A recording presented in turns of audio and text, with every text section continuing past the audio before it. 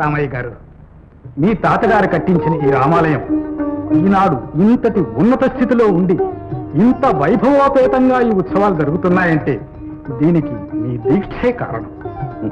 నాదే ఉందండి, నిమిత్తం మాత్రం. సాటివారి సహకారం, ఆ శ్రీరామచంద్రమూర్తి దయ. ఏం జానకి? అంతేనండి. మీరెంత ఉదారులో జానకమ్మ తల్లి అంత ఉత్తమ ఇల్లారు. ఇదిగో ప్రసాదం స్వీకరించండి. ఆ సీతారాముల ఆదర్శ దంపతులే చిరకాలం వర్ధిల్లు. రాధా, చిన్నమ్మ ఎక్కడ? ఇప్పుడు దాకా ఇక్కడే ఉండాలక్కయ్య. దాని కాలు ఒక చోట నిలబడదని మనకి తెలిసిందేగా. జానకి, మీరు ఇంటికి వెళ్ళండి, నేను మిగతా కార్యక్రమం చూసుకుని వస్తాను. అలాగే. బాగుంది, ఇంకా కొంచెం పోయేవా? అగో ఏక, ఇదిగో పానకరాడు, నువ్వు తాగే పానకం ఏరే ఉంది. వెళ్ళలే ఈడెక్కడ దొరికారా తట్టికూరలాగా ఏడు మొక్క ఇడును. రండి రండి. రామ నామమే పవన నామ రామ ఇంటింత రామ నామమే పవన నామ రామ రామాలయమే సీతారామ పచ్చని తోరణాలతో రామాలయం ఎదుగో చూడు. రామాలయం ఎదుగో చూడు. రంగు రంగుల దీపకాంతితో రామాలయము లేదు కందువ చేసుకుండెను రామాలయము. ఇంటింట రామనామమే పవన నామ రామ రామాలయమే సీతారామ. మాతకు నెలకే అభినవ రాములు మనలో ఉన్నారు. రామ రామ రామ రామ అంచెల చేసే కళ్ళక రావణులు ఉన్నారు.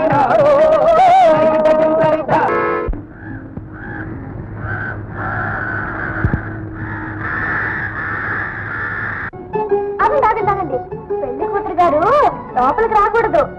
చేసింది ఏమిటి ఇదంతా? పిచ్చి పెట్టిందా? కాపాడుకోదినా. పెళ్లి కొడుకు కూడా రాపోయినా పెళ్లి కూతురు కారు చేయటం తప్పదుగా. సర్లే, ఇప్పుడు రా.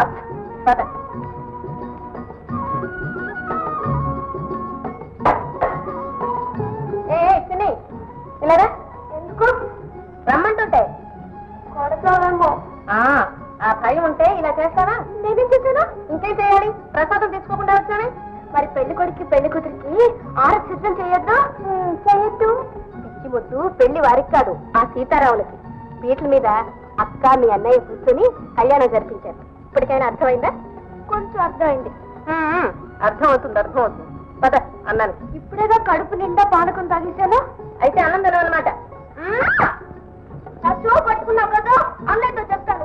ఏ చిన్ని, అన్నం తినేళ్ళమ్మా. చిన్ని, అబ్బాబ్బా ఏం పిల్లరా బాబు. చూడు రాధ అన్నం తినకుండా వెళ్ళింది. రా నేను చెప్తాను. ఊరుకోక. అన్నమే గాని చిన్నిని ఎప్పుడైనా కొట్టావా?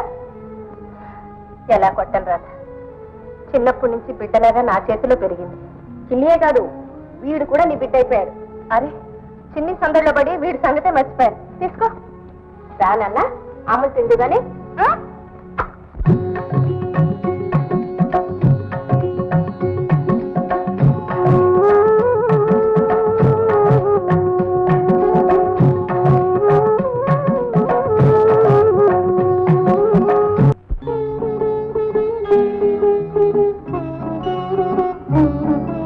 ఏమమ్మా, వెళ్ళి వెంటనే వచ్చేసావే?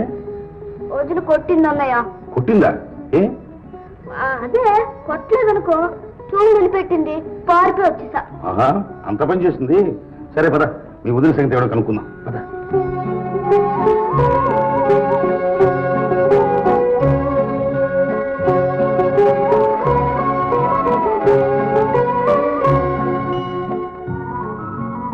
ఏమమ్మా, అయిపోయావే?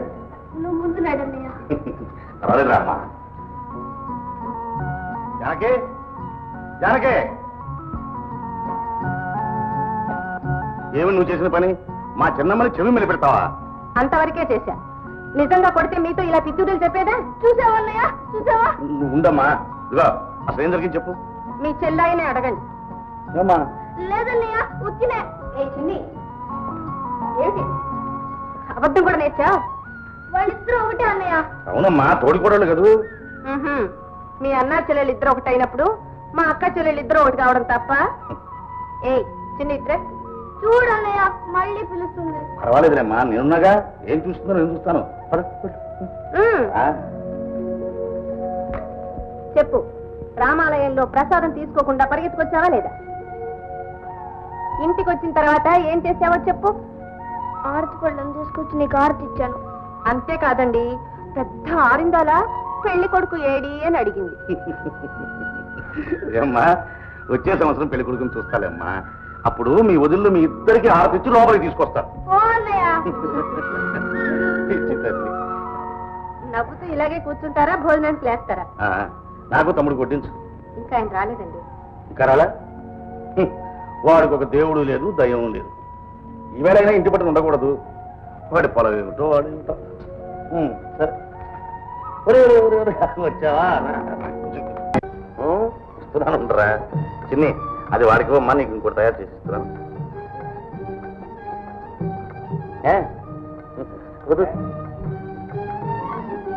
ఎరా గోపి, ఈవేళ శ్రీరామనవమి గుర్తుందా? ఉండి ఆలయంలో అంత వైభవంగా కళ్యాణం జరుగుతుంటే కనీసం కళ్ళతోనైనా చూడ్డానికి రాకుండా ఏమిటా నువ్వు చేసే పాటు? నీటెద్దరు కదన్నయ్య, పొద్దున ఆడిపోకుండానే దమ్ము చేయాల్సి వచ్చింది. పైగా వచ్చే దారిలో మాట్లాడుకోవడానికి ఇంకా చాలా పొద్దుంది కానీ ముందు భోజనానికి లేవండి. ఏమిటి ఇదంతా మా మీద అభిమానమే? కాకపోతే ఆహా, మీ తోడి కోడలు ఇద్దరు ఆకలికి ఆగలేక మమ్మల్ని తొందర పెడుతున్నారేమోనని. చూడండి, మీకు తెలియదేమో, ఆడది పెళ్ళిన తర్వాత తన ఆకలి సంగతే మర్చిపోతుంది. లేమచ్చిల్లి లేరా బుద్ధి.